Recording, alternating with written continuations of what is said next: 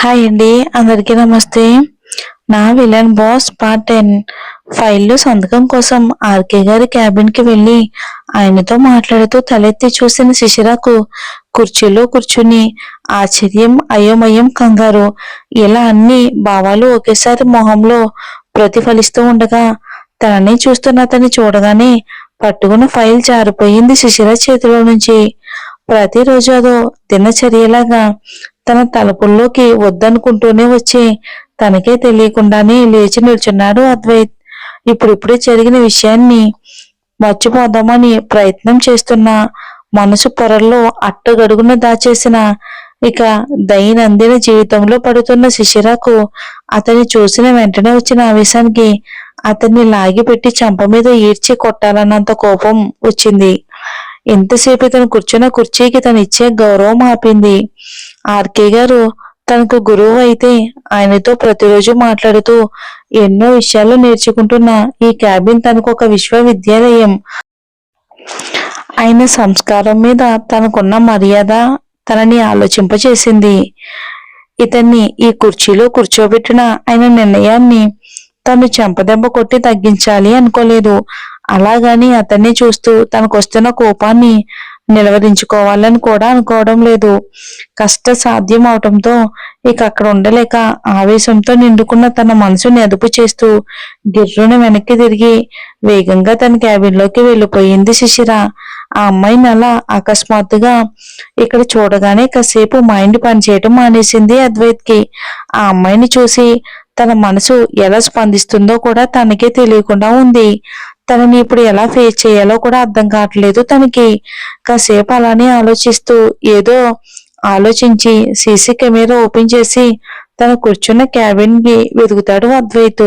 తను కూర్చున్న క్యాబిన్ కి కాస్త దూరంగా ఉన్న క్యాబిన్ లో చైర్లో వెనక్కి తలాంచి కళ్ళు మూసుకుని కూర్చుని కనిపించింది. ఆ అమ్మాయిని అలానే చూస్తూ తన క్యాబిన్ ని నోట్ చేసుకున్నాడు అద్వైత్. తర్వాత మేనేజర్ కి ఫోన్ చేసి తన క్యాబిన్ గురించి చెప్పి ఆ అమ్మాయికి సంబంధించిన ఫైల్ ని వెంటనే తీసుకొచ్చి ఇమ్మంటాడు అద్వైత్. కాసేపట్లో తన టేబుల్ మీద ఉన్న తన పర్సనల్ ఇన్ఫర్మేషన్ ఉన్న ఫైల్ ని ఓపెన్ చేసి చూస్తాడు ఆతృతగా. ఫస్ట్ పేజీలోనే తన పాస్పోర్ట్ సైజ్ ఫోటో కింద రాసున్న శిశిరాన పేరుని చూసి చిన్న చిరునవ్వుతో మెల్లగా చేత్తో తడుముతాడు అద్వైత్. తర్వాత తన ఊరు, ఎడ్యుకేషన్ లాంటి తన ఇతరితర వివరాలు చూసి ఫైల్ క్లోజ్ చేసి వెనక్కి వాలి ఆలోచిస్తూ కూర్చుంటాడు. ఇక అలా నిలవరించుకుంటూ అలాగే కళ్ళు మూసుకుని కూర్చున్న శిశిర ఫోన్ మోగడంతో కళ్ళు తెరిచి ఎవరిని చూడకుండా ఫోన్ తీసి హలో అంటుంది. మామూలు కంటే భిన్నంగా వినిపించిన శిశిర గొంతు విని ఆర్ యు ఆల్ రైట్ శిశిర అన్న ఆర్కే గారి స్వరం విని తనని తను సర్దుకుని ఎస్ సార్ అంటుంది.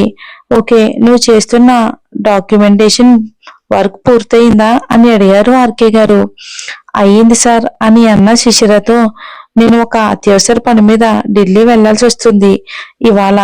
హఠాత్తుగా వెళ్ళటం వలన నీకు కూడా ఇన్ఫర్మేషన్ చేయలేదు.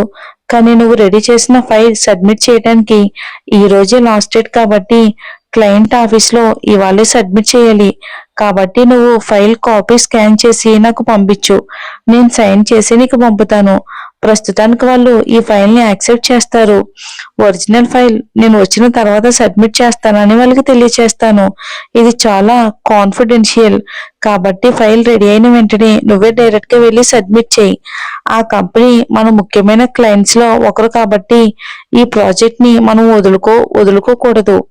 అంతేకాకుండా ఒరిజినల్ ఫైల్ ఇవ్వట్లేదు కాబట్టి ఆ క్లయింట్ కంపెనీతో నాకున్న పరిచయం కొద్దీ ఈ రోజు నా బదులు నా మనుమడు అద్వైత్ నీతో కలిసి వస్తున్నాడని చెప్పాను వాళ్ళకి.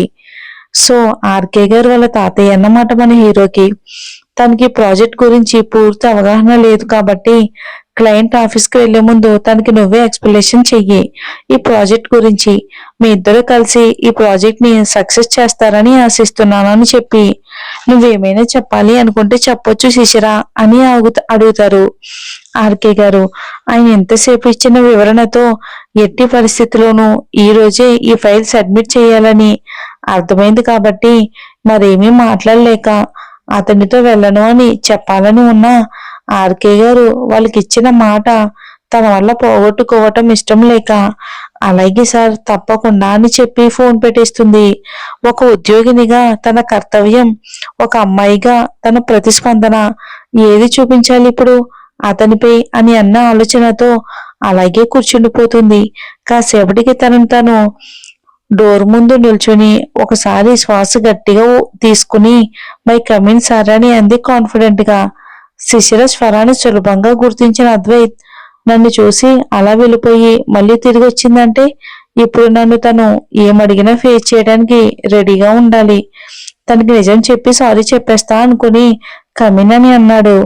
లోపలికి వచ్చిన శిశిర ఇందాక తను కింద పడేసిన ఫైల్ టేబుల్ మీద ఉండడం చూసి నేరుగా వెళ్లి ఫైల్ తీసుకుని సూటిగా తనకేసి చూస్తూ, మీరు అనుమతిస్తే నేను ఇప్పుడు ప్రాజెక్ట్ గురించి ఎక్స్ప్లెయిన్ చేస్తాను.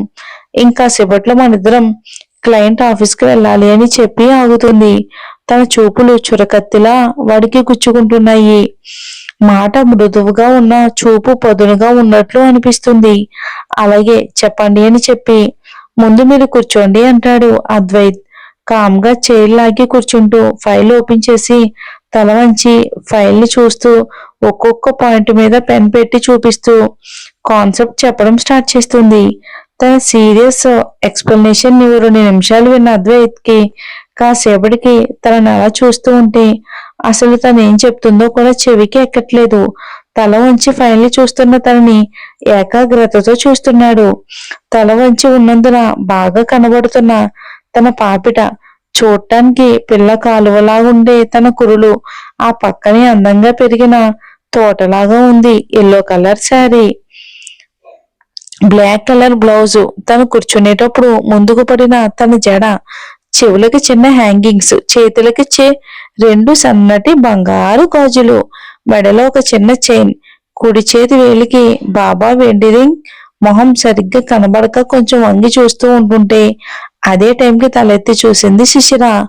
గబుక్కును తల వంచి దగ్గుతూ తన తలపైనే తనే చిన్నగా కొట్టుకున్నాడు. ఇంకొంచెం ఎక్కువగా దగ్గుతూ ఒకసారి అనుమానంగా చూసి మళ్ళీ తలొంచి చెప్పడం మొదలుపెట్టింది శిశిర. అద్వైత్ ఓ 10 నిమిషాల్లో వివరణ ముగించి నేరుగా తన కళ్ళల్లోకి చూస్తూ మీకంతా అర్థమైంది అనుకుంటా అంటుంది. ఆ బాగా అర్థమయ్యింది అని తల ఊపుతాడు అద్వైత్. వెనక్కి తిరిగి వెళ్ళబోతున్న తనతో శిశిర 1 నిమిషం మీతో మాట్లాడాలి అంటాడు అద్వైత్ కొంచెం తన వైపుకు తిరిగి. అరగంటలో స్కాన్ కాపీ తీసుకొస్తాను, వెళ్ళటానికి రెడీగా ఉండండి అని చెప్పి వేగంగా వెళ్ళిపోతుంది అక్కడి నుంచి. దేవుడా, నాకు ఇలాంటి పరీక్ష పెట్టావేంటయ్యా స్వామి, ఈ అమ్మాయి అందంతోనే కాదు చూపులతో కూడా చంపేస్తుంది, ఇప్పుడు ఎలా మాట్లాడాలి తనతో అని ఆలోచిస్తూ అలాగే కూర్చుంటాడు అద్వైత్.